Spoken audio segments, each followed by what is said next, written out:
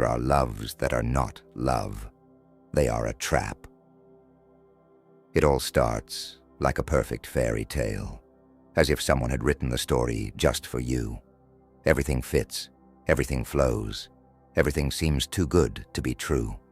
And that's the first sign. Because while you believe you've found something real, something else is happening in the shadows. Something you don't see, but that slowly starts wrapping around you. It doesn't arrive with screams or warnings. It arrives with whispers, with words that, at first, sound like compliments, but end up planting doubts in your mind, with gestures that seem harmless but slowly shape you without you realizing it. And when you do, it's already too late. It doesn't matter how smart you are, how strong you think you are, or how prepared you may be, because this kind of love doesn't destroy you all at once. It does it slowly, until one day you look in the mirror and no longer recognize who you are. It starts with small comments disguised as concern, with jokes that are actually criticisms, with protection that gradually turns into control. At first, you don't notice it because everything seems normal. But then, something changes. You start to feel watched, but you don't know from where. Questioned, but you don't know why. Trapped, but with no visible bars. That's the problem with modern love. It's no longer about loving, but about possessing, about proving, about competing. Not with strangers, but with the ghosts of your partner's past, with people you've never seen but who live in their memories. And without realizing it, you get caught in a game you can't win, because the problem was never you. It was never your flaws. It was never your way of loving. The problem is that love, as we know it, is contaminated. So ask yourself this. Do you really love the person you're with? Or do you just love the version of yourself you believe you are when you're with them? The difference is brutal, and most people never dare to face it. That's why they end up trapped in relationships where love is no longer love, but fear of loneliness, jealousy disguised as care, envy disguised as passion. If something inside you tells you that something doesn't add up, listen to it. Because what comes next is worse, much worse. It's not paranoia, it's instinct. If you ignore it, you'll get lost in a labyrinth with no way out.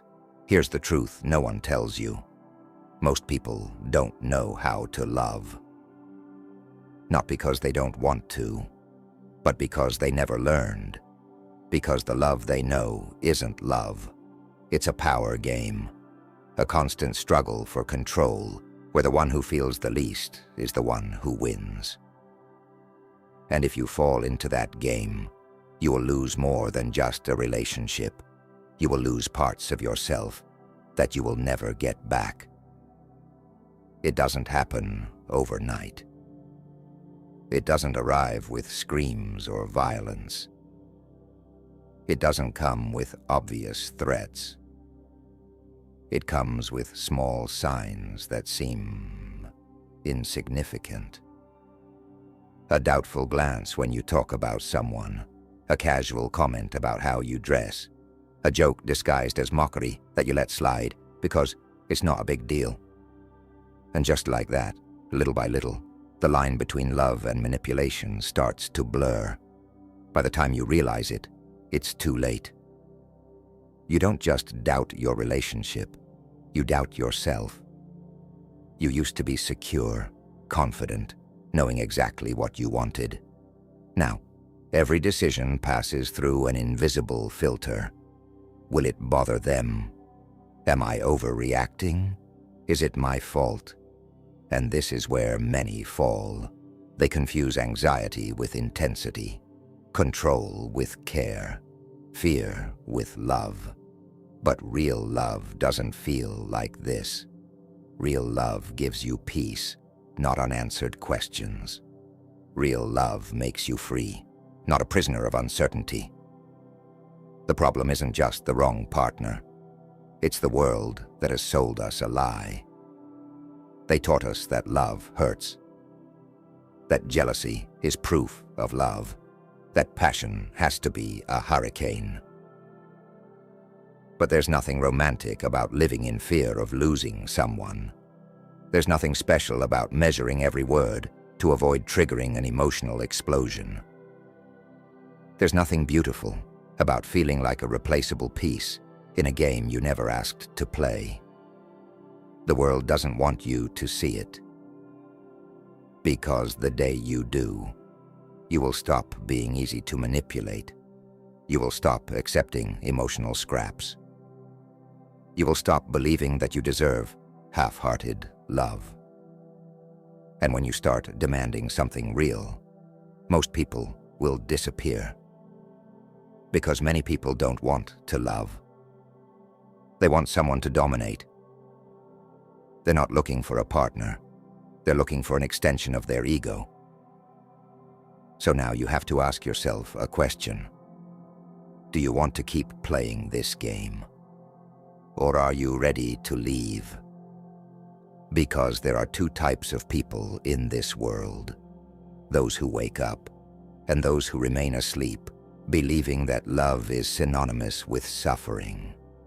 And if this truth hurts you, if something inside you resists accepting it, it's because deep down you know you've been living a lie.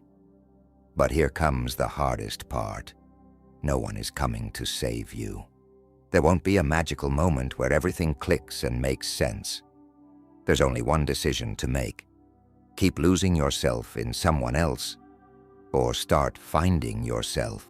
And now, here you are, facing a decision you didn't even know you had to make. You keep wondering if all of this is true, if maybe you're overreacting, if perhaps it's normal to feel this anxiety, this fear of losing someone, this constant need to prove your worth. But tell me, since when did love become a test? Since when did it stop being a refuge and turn into a battlefield? The answer is simple. Since you let someone else define your worth. Since you allowed their insecurities to become your own. Since you started believing that without this person, you weren't enough.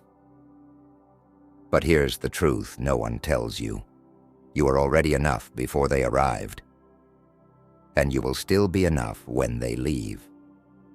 Because in this world, there's a brutal reality that few want to accept. The love of another person doesn't complete you. It doesn't save you. It doesn't define you. It only walks beside you. And when it stops doing that, the road still continues. So tell me, what are you going to do now? Stay in a relationship where you question yourself more than you grow. Justify the unjustifiable just to avoid being alone.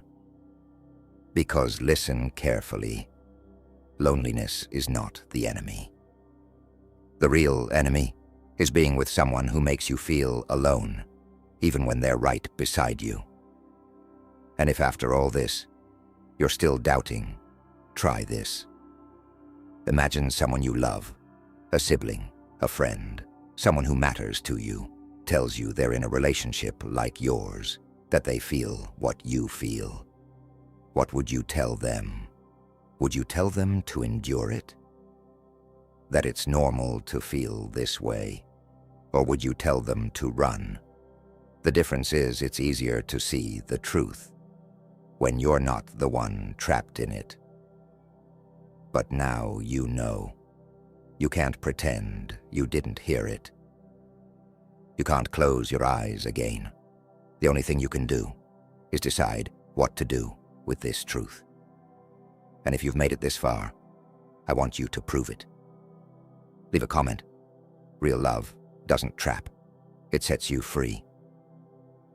I want to see how many are brave enough to accept this truth, and how many will keep choosing to live in a lie. If this video made you think, if at any moment you felt like it was speaking directly to you, it's because you needed to hear it. Subscribe, because this is just the beginning. The truth hurts, but it's the only path to freedom. See you in the next video.